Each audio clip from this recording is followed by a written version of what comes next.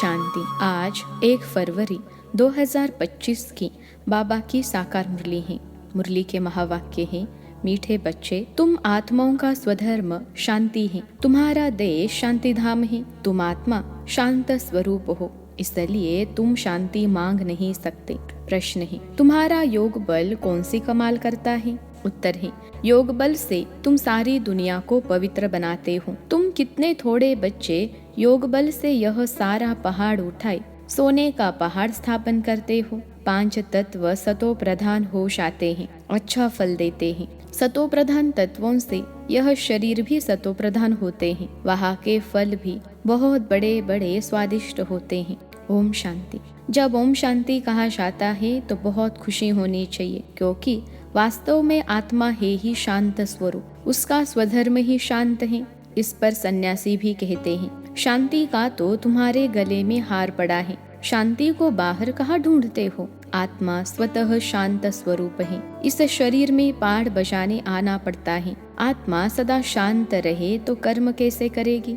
कर्म तो करना ही है। हाँ, शांति धाम में आत्माएं शांत रहती हैं, वहाँ शरीर है नहीं। यह कोई भी सन्यासी आदि नहीं समझते कि हम आत्मा हैं, शांति धाम में रहने वाली हैं।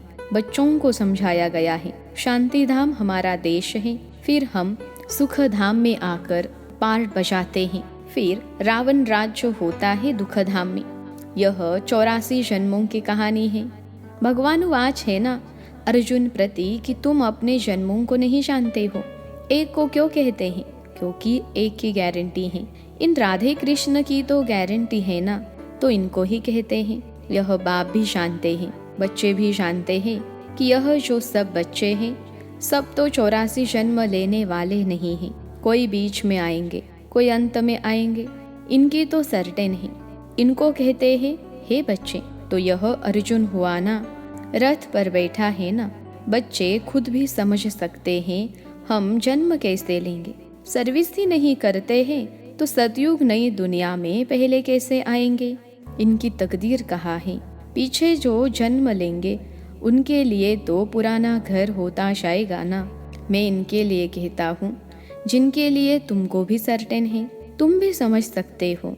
मम्मा बाबा 84 जन्म लेते हैं, कुमार का है, जनक है, ऐसे ऐसे महारथी जो है वह 84 जन्म लेते हैं। जो सर्विस नहीं करते हैं तो जरूर कुछ जन्म बाद में आएंगे। समझते हैं हम तो नापास हो जाएंगे, पिछाड़ी में आ जाएंगे। स्कूल में दौड़ी पहन निशाने तक आकर फिर वापिस लौटते हैं ना। सब एक रस हो न सके। रेस में जरा भी पाव इंच का भी फर्क पड़ता है तो प्लस में आ जाता है। यह भी अश्व रेस है।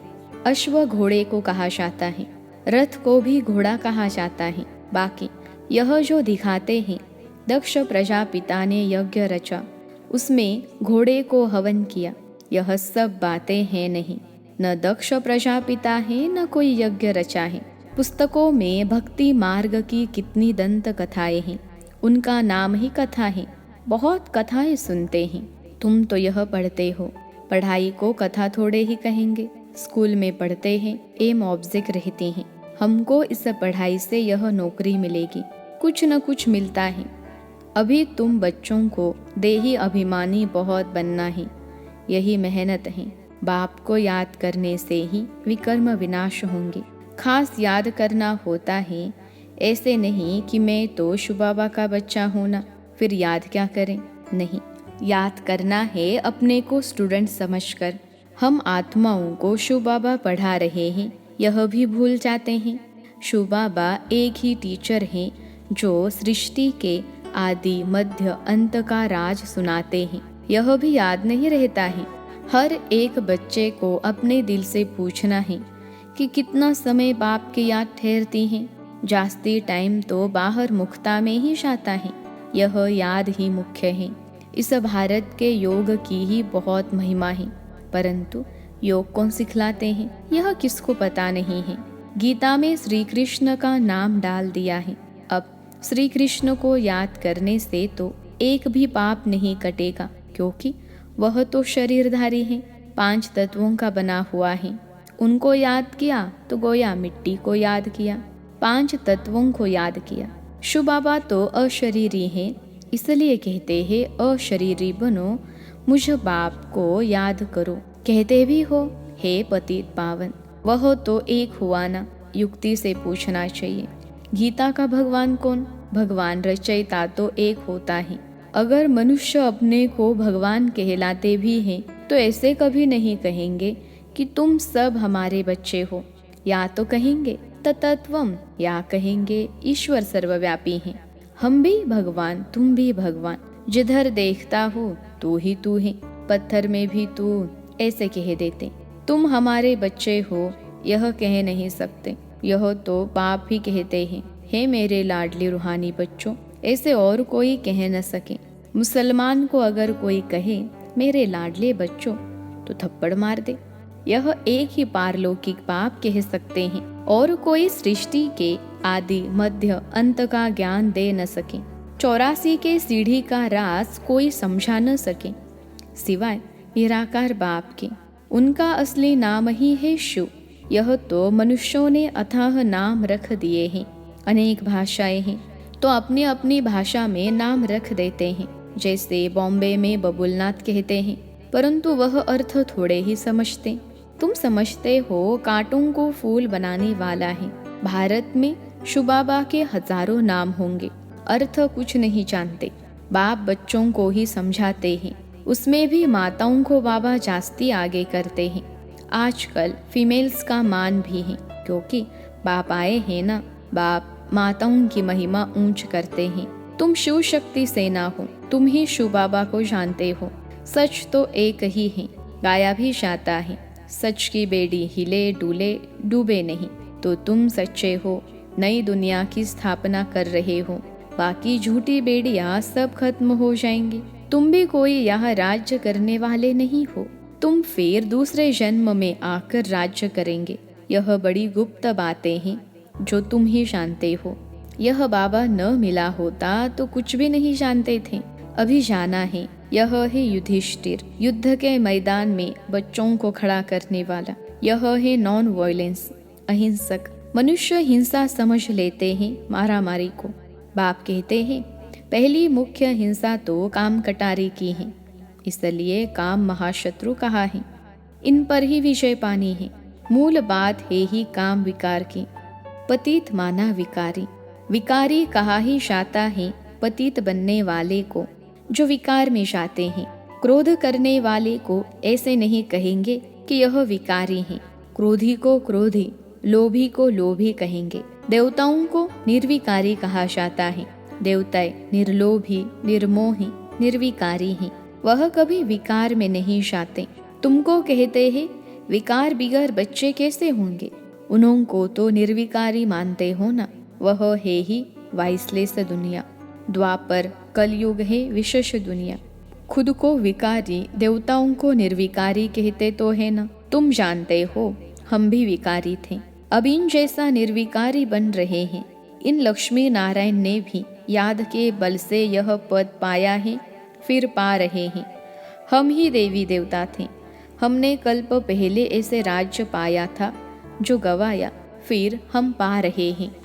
यही चिंतन बुद्धि में रहे तो भी खुशी रहेगी, परंतु माया यह स्मृति भुला देती है। बाबा जानते हैं तुम स्थायी याद में रह नहीं सकेंगे। तुम बच्चे अड़ोल बन याद करते रहो तो जल्दी कर्मातीत अवस्था हो जाए और आत्मा वापिस चली जाए, परंतु नहीं। पहले नंबर में तो यह जाने वाला है। फिर है शिव बाबा की बारात। शादी में माताएं मिट्टी के मटके में ज्योति जगा कर ले आती है ना, यह निशानी है। शिव बाबा साजन तो सदा जागती ज्योत है, बाकी हमारी ज्योति जगाई है। यहाँ की बात फिर भक्ति मार्ग में ले गए हैं। तुम योग बल से अपनी ज्योति जगाते हो, योग से तुम पवित्र बनते हो, ज्ञान से धन मिलता है। पढ़ाई को सोर्स ऑफ इनकम कहा जाता है ना। योग बल से तुम खास भारत और आम सारे विश्व को पवित्र बनाते हो। इसमें कन्याएं बहुत अच्छी मददगार बन सकती हैं। सर्विस का ऊंच पद पाना है, जीवन हीरे जैसा बनाना है, कम नहीं। गाया जाता है फॉलो फादर मदर, सी मदर फादर और अनन्य ब्रदर्स सिस्टर्स। तुम बच्चे प्रदर्शनी में भी समझा सकते हो कि तुमको 2 फादर हैं, लौकिक और पारलौकिक। इसमें बड़ा कौन? बड़ा तो जरूर बेहद का बाप हुआ ना। वर्षा उनसे मिलना चाहिए। अभी वर्षा दे रहे हैं, विश्व का मालिक बना रहे हैं। भगवानुवाच, तुमको राजयोग सिखाता हूँ, फिर तुम दूसरे जन्म में विश्व के मालिक बनेंगे। बाप कल्प कल्प भारत में आकर भारत को बहुत साहूकार बनाते हैं। तुम विश्व के मालिक बनते हो इस पढ़ाई से। उस पढ़ाई से क्या मिलेगा? यहाँ तो तुम हीरे जैसा बनते हो 21 जन्म लिए। उस पढ़ाई में रात दिन का फर्क है। यह तो बाप, टीचर, गुरु एक ही है। तो बाप का वर्षा, टीचर का वर्षा और गुरु का वर्षा सब देते हैं। अब बाप कहते हैं देह सहित सबको भूलना है। आप मुए, मर गई दुनिया। बाप के एडॉप्टेड बच्चे बने, बाकी किसको याद करेंगे? दूसरों को देखते हुए जैसे कि देखते नहीं। पाठ में भी आते हैं परंतु बुद्धि में है। अब हमको घर जाना है, फिर यहाँ आकर पाठ बजाना है। यह बुद्धि में रहे तो भी बहुत खुशी रहेगी। बच्चों को देह भान छोड़ देना चाहिए। यह पुरानी चीज यहाँ छोड़नी है, अब वापस जाना है। नाटक पूरा होता है, पुरानी सृष्टि को आग लग रही है। अंधे की औलाद अंधे अज्ञान नींद में सोए पड़े हैं। मनुष्य तो समझेंगे यह सोया हुआ मनुष्य दिखाया है, परंतु यह अज्ञान नींद की बात है जिससे तुम जगाते हो। ज्ञान अर्थात दिन है सतयुग, अज्ञान अर्थात रात है कलयुग। यह बड़ी समझने की बातें हैं। कन्या शादी करती है तो माता पिता सासू ससुर आदि भी याद आएगा, उनको भूलना पड़े। ऐसे भी युगल हैं जो सन्यासियों को दिखाते हैं। हम युगल बनकर कभी विकार में नहीं जाते हैं। ज्ञान तलवार बीच में है। बाप का फरमान है पवित्र रहना है। देखो रमेश उषा है, कभी भी पतित नहीं बने हैं। यह डर है अगर हम पतित बने तो 21 जन्मों के राजय खत्म हो जाएगी, देवाला मार देंगे। ऐसे कोई कोई फेल हो पड़ते हैं। गंधर्वी विवाह का नाम तो है ना, तुम जानते हो। पवित्र रहने से पद ऊंच मिलेगा। एक जन्म के लिए पवित्र बनना है। योग बल से कर्मेंद्रियों पर भी कंट्रोल आ जाता है। योग बल से तुम सारी दुनिया को पवित्र बनाते हो। तुम कितने थोड़े बच्चे योग बल से यह सारा पहाड़ उठाए, सोने का पहाड़ स्थापन करते हो। मनुष्य थोड़े ही समझते हैं। वह तो गोवर्धन पर्वत पिछाड़ी परिक्रमा देते रहते हैं। यह तो बाप ही आकर सारी दुनिया को गोल्डन एजड बनाते हैं।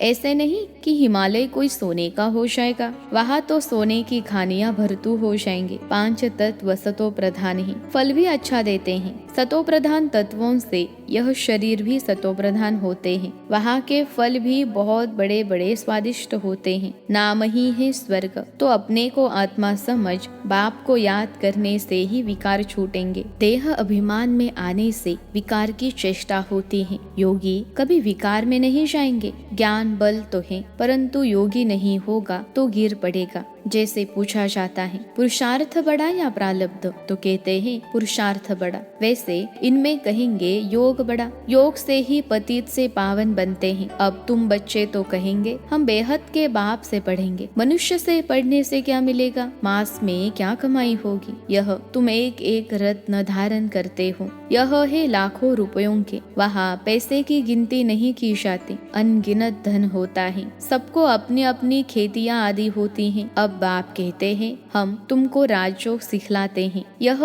है एम ऑब्जेक्ट। पुरुषार्थ करके ऊंच बनना है। राजधानी स्थापन हो रही है। इन लक्ष्मी नारायण ने कैसे प्रारब्ध पाई? इनके प्रारब्ध को जान गए तो बाकी क्या चाहिए? अभी तुम जानते हो कल्प 5000 वर्ष बाद बाप आते हैं, आकर भारत को स्वर्ग बनाते हैं। तो बच्चों को सर्विस करने का उमंग होना चाहिए। जब तक कोई को रास्ता नहीं बताया है, खाना नहीं खाएंगे। इतना उल्लास उमंग हो तब ऊंच पद पा सकते हैं। अच्छा, मीठे मीठे सिखलते बच्चों प्रति माता पिता बाप दादा का याद प्यार और गुड मॉर्निंग। रूहानी बाप की रूहानी बच्चों को नमस्ते। हम रूहानी बच्चों की सिखलते रूहानी माता पिता बाप दादा को याद प्यार, गुड मॉर्निंग और नमस्ते बाबा नमस्ते। धारणा के लिए मुख्य सार पहली पॉइंट है ईश्वरीय सर्विस कर अपना जीवन 21 जन्मों के लिए हीरे जैसा बनाना है। माता पिता और अनन्य भाई बहनों को ही फॉलो करना है। दूसरी पॉइंट है कर्मातीत अवस्था बनाने के लिए देह सहित सबको भूलना है। अपनी याद अडोल और स्थायी बनाने हैं। देवताओं जैसा निर्लोभी, निर्मोही, निर्विकारी बनना है आज का वरदान है। तड़पती हुई आत्माओं को एक सेकंड में गति सदगति देने वाले मास्टर दाता भव। तड़पती हुई आत्माओं को एक सेकंड में गति सदगति देने वाले मास्टर दाता भव। विश्लेषण है, जैसे स्थूल सीजन का इंतजाम करते हो, सेवाधारी सामग्री सब तैयार करते हो जिससे किसी को कोई तकलीफ न हो, समय व्यर्थ न जाए, ऐसे ही अब सर्व आत्माओं की गति सदगति करने की अंतिम सीजन आने वाली है। तड़पती हुई आत्माओं को क्यों में खड़ा करने का कष्ट नहीं देना है। आते जाए और लेते जाए, इसके लिए एवर रेडी बनो। पुरुषार्थी जीवन में रहने से ऊपर अब दातापन की स्थिति में रहो। हर संकल्प, हर सेकंड में मास्टर दाता बन करके चलो। आज का स्लोगन है, हजूर को बुद्धि में हाजिर रखो तो सर्व प्राप्तियां जी हजूर करेंगी। हजूर को बुद्धि में हाजिर रखो तो सर्व प्राप्तियां जी हजूर करेगी। अव्यक्त इशारे, एकांत प्रिय बनो, एकता और एकाग्रता को अपनाओ। एकता के साथ एकांत प्रिय बनना है। एकांत प्रिय वह होगा जिनका अनेक तरफ से बुद्धियोग टूटा हुआ होगा और एक का ही प्रिय होगा। एक प्रिय होने कारण एक की ही याद में रह सकता। एकांत प्रिय अर्थात एक के सिवाय दूसरा न कोई। सर्व संबंध, सर्व रसनाएं एक से लेने वाला ही एकांत प्रिय हो सकता है। अच्छा, ओम शांति।